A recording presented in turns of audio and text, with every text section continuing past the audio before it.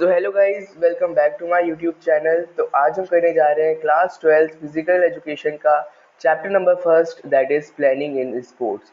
तो हम इसमें वही टॉपिक्स कवर करेंगे जो कि बोर्ड्स 2021 मतलब टर्म फर्स्ट में जो टॉपिक्स आएंगे इस चैप्टर के, हम वही टॉपिक्स लेंगे, मतलब उसी टॉपिक्स को स्टडी करेंगे। तो चलिए शुरू करते हैं।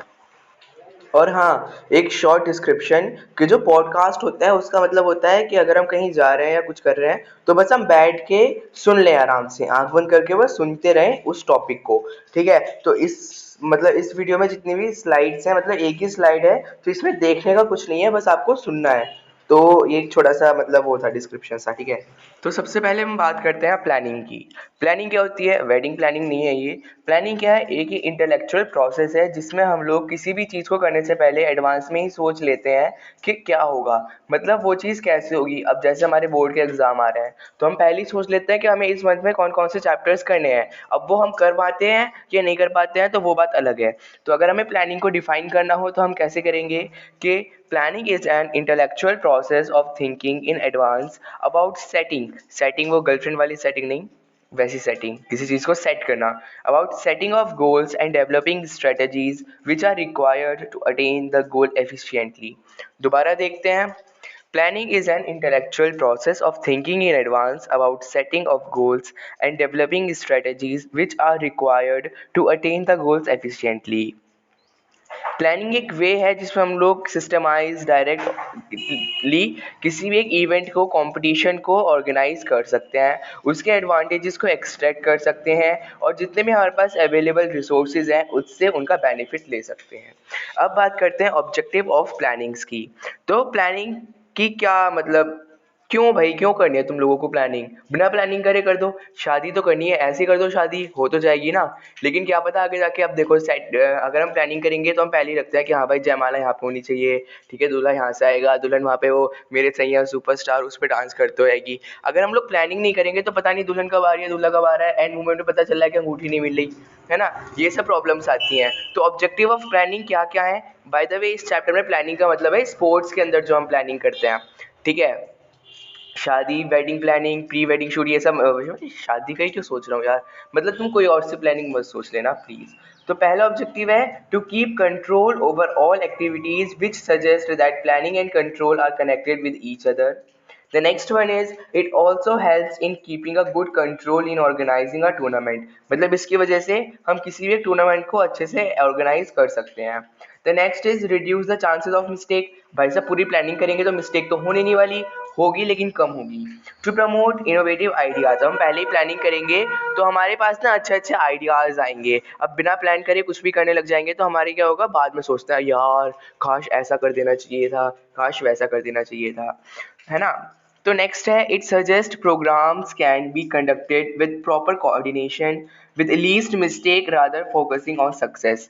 ठीक है, नेक्स्ट है to provide direction towards the goal. हमें पता चल जाता है कि हमें करना क्या है, वरना हम कुछ भी कर रहे हैं हमें पता ही नहीं हम कर क्या रहे हैं। समझ रहे हो ना। नेक्स्ट है टू रिड्यूस अंडर प्रेशर। अगर प्लानिंग करेंगे कि भाई 4 दिन में हमें ये वाला इवेंट करना है, 2 दिन में हमें ये वाला इवेंट करना है, तो प्रेशर कम होगा। अगला है कुछ और, हम ऑब्जेक्टिव देखें तो प्रोवाइड करता है प्रॉपर कोऑर्डिनेशन कमिटीज़ के बीच में, रिड्यूस चांसेस ऑफ मिस्टेक, ये हो गया, है ना। और गुड कंट्रोल होता है सारी एक्टिविटीज़ पे और हम लोग एफिशिएंसी को भी इम्प्रूव कर सकते हैं। ठीक है, इतना हो गया। अब हम पढ़ते हैं वेरियस कम्युनिटीज़ एंड रेस्पॉन्सिबिलिटीज़। मतलब अलग अलग जो कम्युनिटी हैं वो और उनकी रेस्पॉन्सिबिलिटीज़ क्या क्या हैं। तो वेरियस कम्युनिटीज़, अलग अलग कम्युनिटीज़ और रेस्पॉन्सिबिलिटीज़। अगर हम स्कूल की बात करें तो स्कूल में एक लाइब्रेरी वाले सर होंगे या मैम होंगी जो क्या करेंगे, लाइब्रेरी को देखेंगे। ठीक है, एक स्टाफ रूम के लिए रहती हैं, एक रिसेप्शन वाली रहेंगी, एक प्रिंसिपल मैम रहती हैं जो कि सब कुछ देखती हैं। तो ऐसे ही हमें कम्युनिटीज़ क्यों चाहिए होती हैं? पहले तो जो हमारी प्लानिंग है वो प्रॉपरली हो सके। ठीक है, दूसरा for smooth conduct of event अच्छे से हो जाए। ठीक है, नेक्स्ट है कम्युनिटी जो है ना वो पीपल को उन हिसाब से ले लेती है जिसमें उनका इंटरेस्ट हो। अब स्कूल में अगर हम देखें मैथ्स पढ़ाने वाले टीचर को अगर हम केमिस्ट्री नहीं यार, बायो पढ़ाने के लिए दे देंगे तो वो नहीं पढ़ा पाएंगे क्योंकि उन्हें मैथ आती है। तो कम्युनिटी क्या करती है, एक कम्युनिटी क्या करती है कि मतलब कम्युनिटी के अंदर उसी टाइप के लोग रहते हैं जिन्हें जिस चीज़ में इंटरेस्ट हो। किसे खाना बनाने का इंटरेस्ट है वो खाना बनाएगा, जिससे लोगों को देखना है भाई कैसे हैं लोगों ताड़ने हैं वो लोग ताड़ेंगे, मतलब ये सब रहते हैं। लेकिन हालांकि इन सब का वास्तविक जीवन से कोई संबंध नहीं है, ये सारी घटनाएं काल्पनिक है। लेकिन तुम लोग ऐसा सोच लो, कम्युनिटीज़ क्या है, उनका नाम पहली बात प्रॉपरली होना चाहिए। तो हमारे पास बेसिकली कम्युनिटीज़ रहती हैं वो 3 रहती हैं, चीफ पैट्रॉन, एग्जीक्यूटिव कम्युनिटी और ऑर्गेनाइजिंग कम्युनिटी। ठीक है, चीफ पैट्रॉन क्या रहती है, ये हेड ऑफ इंस्टीट्यूशन रहता है जो कि सारे इवेंट्स को देखते हैं और कंडक्ट करते हैं मीटिंग्स को एक दूसरे के साथ। एग्जीक्यूटिव कम्युनिटी क्या रहती है, हर एक मेंबर जो है ना, एक एक मतलब जितनी भी कम्युनिटीज है उन सबका एक एक मेंबर जो है वो एग्जीक्यूटिव कम्युनिटी बनाता है। मतलब सबसे कि हाँ भाई खाना बनाने वालों का एक आ गया, ठीक है, और इसका ये एक आ गया, उसका एक आ गया, तो ये एक एक मिलकर ना एक कम्युनिटी बना लेते हैं और ये क्या करते हैं, डिसाइड करते हैं इंपॉर्टेंट मैटर्स को। और जैसे हर क्लास का एक मॉनिटर होता है ना, सेम वैसे। और ऑर्गेनाइजिंग क्या होगी, ऑर्गेनाइजिंग कम्युनिटी ये रेस्पॉन्सिबल रहती है कि प्रॉपर और स्मूथ कंडक्शन होना चाहिए। ऑर्गेनाइजिंग कम्युनिटी हमारी 3 टाइप्स की होती है, pre meet organising community, during meet organising community और post meet organising community. Pre meet organising community क्या होती है भाई साहब, इवेंट से पहले हैंडल करने वाले हो जाते हैं pre meet organising community, event के दौरान हैंडल करने वाले हो जाते हैं ड्यूरिंग मीट ऑर्गेनाइजिंग कम्युनिटी, और इवेंट के बाद हैंडल, भाई साहब इस बाइक को भी जाना था बेवकूफ़ नहीं का। हाँ, तो पोस्ट मीट ऑर्गेनाइजिंग कम्युनिटी वाले हो जाते हैं जो इवेंट के बाद, पोस्ट मतलब बाद में।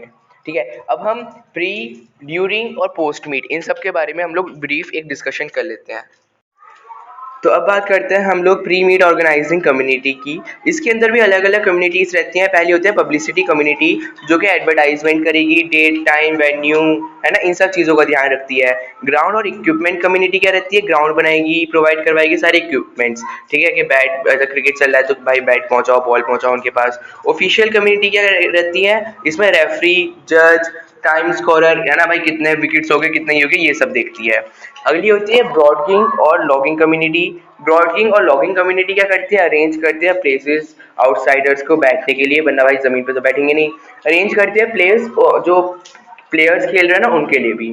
ठीक है, रिफ्रेशमेंट और एंटरटेनमेंट कम्युनिटी, रिफ्रेशमेंट वाली वही बीच बीच से तुम्हें वो खाने की सामग्री प्रोवाइड करेंगे। और एंटरटेनमेंट कम्युनिटी, क्रिकेट में देखा नहीं है वो साइड में खड़े रहते हैं, वो जो डांस करती हैं लड़कियां वो सुंदर सुंदर सी, हाँ वही, ठीक है, वो एंटरटेनमेंट कम्युनिटी रहती है।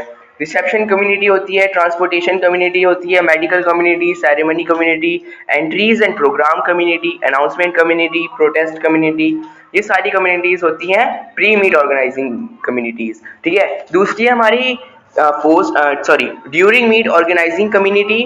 इसमें कौन कौन सी रहती है, टेक्निकल कम्युनिटी, ऑफिशियल कम्युनिटी और सेरेमनी कम्युनिटी। टेक्निकल वाली तो नामों से समझ आ रहा है कि वो ड्रॉज देखेंगी या कोई भी कंट्रोवर्सी हो गई उसे सॉल्व करेंगी। Ceremony communities trophies, medal, certificate, opening, closing, victory ceremony ये सब को जज करें, मतलब ऑर्गेनाइज करेंगी। लास्ट होती है हमारी पोस्ट मीट ऑर्गेनाइजिंग कम्युनिटी। इसके अंदर होती है पहली कीपिंग ऑफ रिकॉर्ड कम्युनिटी जो कि सारे रिकॉर्ड्स रखती है, दूसरी होती है फाइनेंस और अकाउंट्स कम्युनिटी, और तीसरी होती है brief report on tournament communities. तो आज का हमारा यही है, आज हम मतलब इस वीडियो में हम लोग यही करेंगे।